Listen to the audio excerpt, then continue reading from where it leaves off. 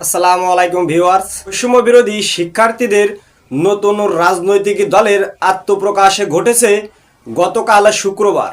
সেই আত্মপ্রকাশ অনুষ্ঠানে পাকিস্তান এবং ভারত বিরোধী স্লোগান উঠেছে।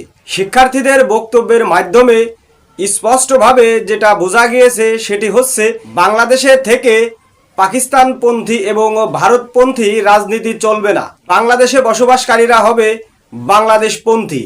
একই সঙ্গে গণভবনে কে যাবে সেটা ঠিক করবে বাংলাদেশ, ভারত নয়। নতুন রাজনৈতিক দলের নেতাদের কথাই উঠে এসেছে 1971 সালে বাংলাদেশ স্বাধীনতার লাভ করার পর থেকেই বাংলাদেশের পার্লামেন্টে কে যাবে সেটা ঠিক করে আসছিল নয়াদিল্লি। তবে শিক্ষার্থীরা ভারতের এই তাপেদারি বাংলাদেশের মাটিতে আর মেনে নেবে না। নতুন রাজনৈতিক দলের আত্মপ্রকাশ অনুষ্ঠানে কম বেশি সব রাজনৈতিক দল আমন্ত্রিত থাকলেও দাওয়াত দেওয়া হয়নি আওয়ামী লীগ এবং জাপাকে। উপদেষ্টা পরিষদ থেকে পদত্যাগ করা নাহিদ ইসলামের নেতৃত্বে ছাত্রদের নতুন রাজনৈতিক দলের আত্মপ্রকাশ ঘটেছে। নাহিদের নেতৃত্বেই এগিয়ে যাবে ছাত্রদের নতুন রাজনৈতিক দল।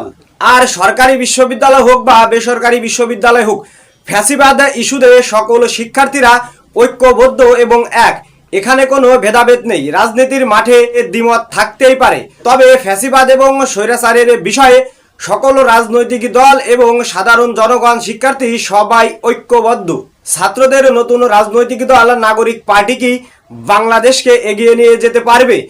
দীর্ঘ 54 বছর ধরে বাংলাদেশের মাটিতে যে খুনের রাজনীতি চলে আসছিল, এই খুনের রাজনীতি কি বন্ধ করতে পারবে ছাত্রদের নতুন রাজনৈতিক দল?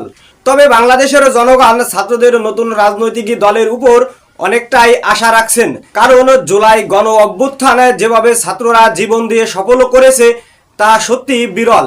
তারা কোনো রাজনৈতিক দল না করেও এককভাবে স্বৈরাচারের বিরুদ্ধে রাজপথে আন্দোলন করেছে।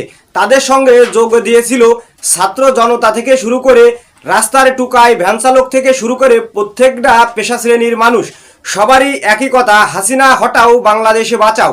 সেই এক দফা দাবিতে গত 5 আগস্ট বাংলাদেশ ছেড়ে স্বৈরাচার শেখ হাসিনা ভারতে আশ্রয় নেওয়ার পর থেকে বাংলাদেশের সাথে ভারতের সম্পর্ক নষ্ট হয়ে গিয়েছে। একই সঙ্গে বৈষম্য বিরোধী ছাত্ররা পুরোপুরি ভারত বিরোধী।